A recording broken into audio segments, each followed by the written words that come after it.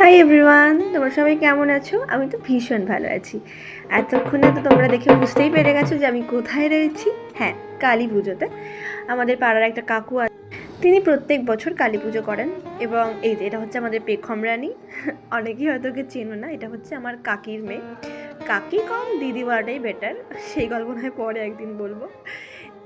আর এই যে আমাদের পেখম রানী, দুষ্টু বলা যাবে না, ইনি হচ্ছেন পাকা বুড়ি, সবার থেকে পাকা। এই যে ডান দিকে আমার মা, আর বা দিকে ছিল কাকিমণি মানে প্রিয়াদি।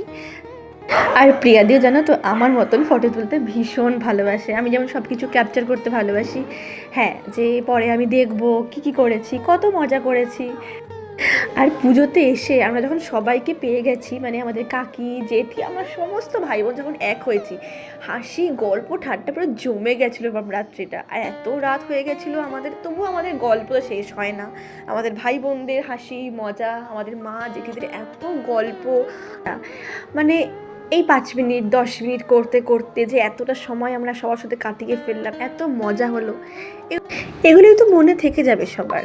আর এই যে একটা প্ল্যান শেষ হতে না হতে আরও কতগুলো প্ল্যান তৈরি হয়ে গেল আমাদের, যে আমরা আবার কবে দেখা করব, আমরা আবার কবে একসঙ্গে সবাই মিলে গল্প আড্ডা দেবো, পিকনিক করব। এইসব করতে করতে মিনিমাম রাত্রি 12:30 তখন বেজে গেছিলো। বুঝতেই পারছো, পুরো রাস্তা খালি, কেউ নেই। মানে পাড়ার লোক মনে হয় জেগেই গেছিলো আমাদের কথাবার্তা শুনে। বাড়ির সামনে এসেও আমাদের কারোর গল্প তখনও শেষ হয়নি।